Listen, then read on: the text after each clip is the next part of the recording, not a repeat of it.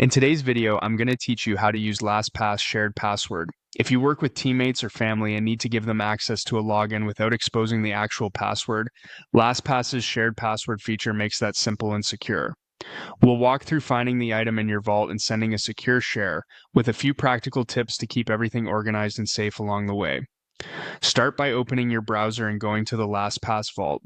If you're prompted to sign in, complete that as you normally would, then you'll land on your main vault view.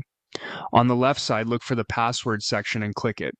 This filters your vault to the entries that store website and app logins. It's a good habit to pause here and confirm you're in the correct account and workspace, especially if you use LastPass for both personal and work items, so you don't accidentally share the wrong credential. Next, use the search bar at the top of the passwords view to quickly find the item you want to share. Type a few letters from the website or app name, and your list will narrow in real time. If you have multiple similar entries, glance at the site URL and the username field in the preview so you're sure you've selected the exact login your recipient will need. When you found it, hover your mouse over that entry. You'll see quick actions appear, including the option to share. This hover view is helpful because it saves you from opening and closing full item details while you're working. Double check again that the entry matches the right environment, like production versus staging, before you continue. Now, click Share. A secure sharing panel will open. In the sharing panel, type the email addresses of the people you want to grant access to.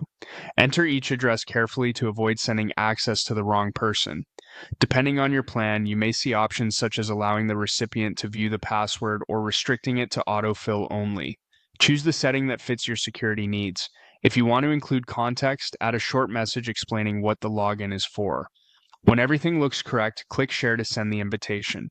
Your recipients will be notified and can access the credential from their own vault. That's it. You've securely shared a password in LastPass. Keep your vault tidy with clear names, share only what's necessary, and review shared items periodically to maintain least privilege access.